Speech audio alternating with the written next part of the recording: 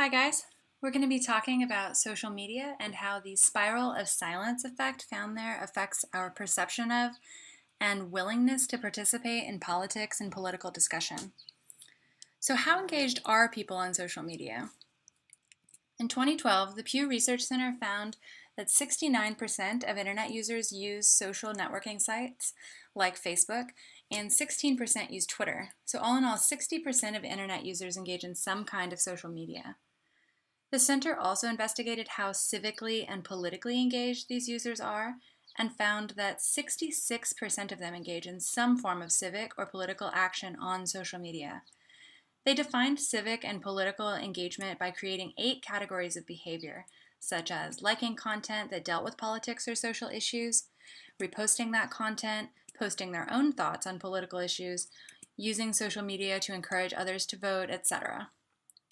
So people have long assumed that the internet and social media would create this public space where free discourse and discussion is not only possible, but encouraged. Unfortunately, recent research has really contradicted this. When the Pew Research Center surveyed a large group regarding the Edward Snowden scandal, 86% of them reported being willing to discuss the story in person, but only 42% of people, less than half, were willing to discuss the story on social media. Of the 14% that were unwilling to discuss the story in person, less than 1% of that group were willing to discuss it on social media instead, so they didn't see social media as a viable alternative for them. Even more remarkably, people who regularly used social media were less likely to discuss the story anywhere. They were half as likely as non-users to discuss the story with friends at a restaurant. So the tendencies that the Pew Center found fit within a theoretical framework called the spiral of silence. In this theory, people are afraid to voice their opinion when they believe that their point of view might not be widely shared. The research is really compelling, and it seems that this phenomenon is indeed acting within the social media arena. It also seems that the behavior that's taking place on these digital platforms, like the willingness or lack thereof to engage in political discourse, is then being carried over into real-world situations. If that's the case, then it may also be the case that some of our real-world issues with political engagement might be able to be tracked back to social media roots. So let's take a look at the state of politics today. The presidential election of 2008 will go down in history for reasons more obvious than the ones I'm going to call attention to. Barack Obama made history by pulling in 70% of voters under 25 in what some political strategists have called the Facebook election. It was the first election in which social media played not only a crucial campaign role, it may have won the race for Obama. The generation that came of age with Facebook found a candidate not only willing, but expertly prepared to meet them on their own turf. His use of social media has continued through his re-election and second term, and he has used this presence and shared the stage with social media celebrities in order to get the word out about his initiatives, like this BuzzFeed video posted on Facebook that was meant to spread awareness about the upcoming healthcare deadlines. Signing up for health insurance February Not like any other Wednesday. Wednesday. February February 15th. February 15th. However, since the 2008 election, young voter turnout has dropped dramatically. In fact, the only voters who have increased their turnout since 2008 are those 65 and older. While some have argued that the youth are suffering from voter apathy, or more insultingly, are just lazy, this really seems doubtful.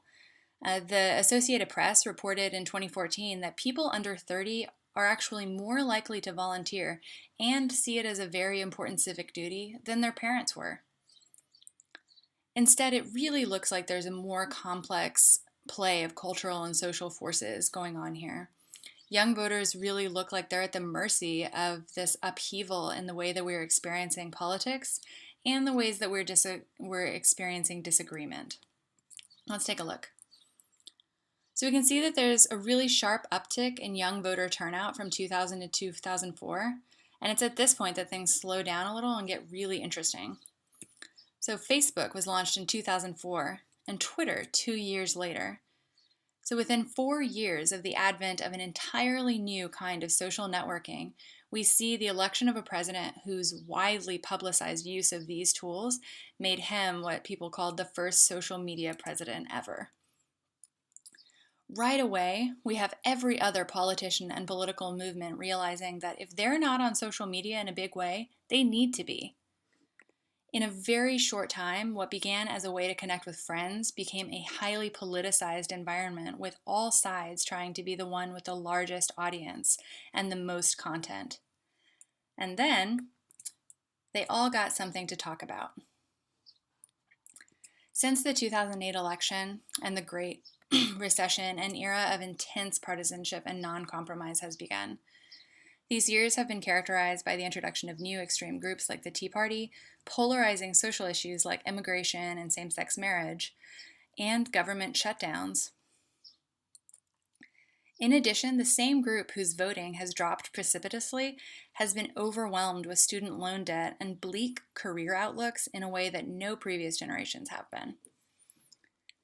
Given the circumstances, it seems unlikely that these devastating environmental factors aren't associated with a disinterest or unwillingness to participate in a system that doesn't seem to be working for them. But why the difference in social media users? What has been happening on social media that might intensify the spiral of silence effect?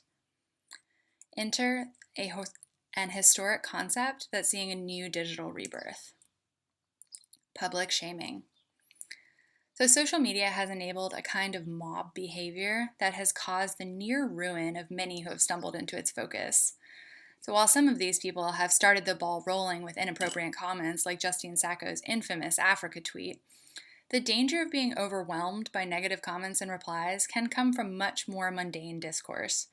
Simply publicly disagreeing with a viewpoint can earn the ire of the group holding it.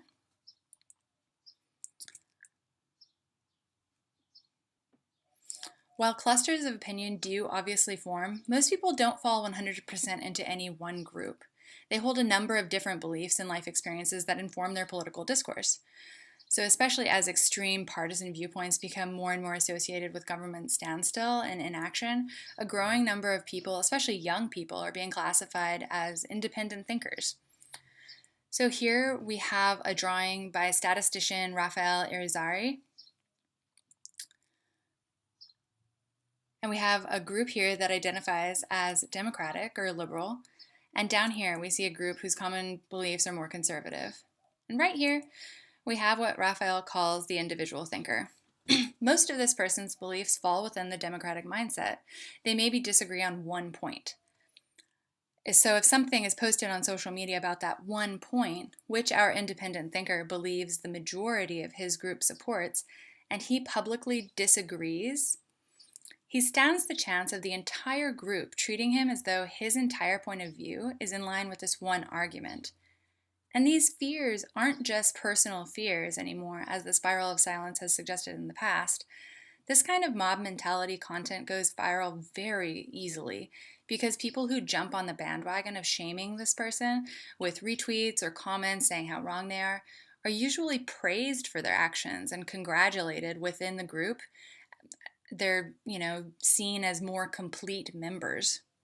So not only is there this insidious mob aspect, there's also this cycle of reward for these public shamers. So we have this phenomenon now of young social media users opting out of the political discourse as a way to prevent stress and aggression.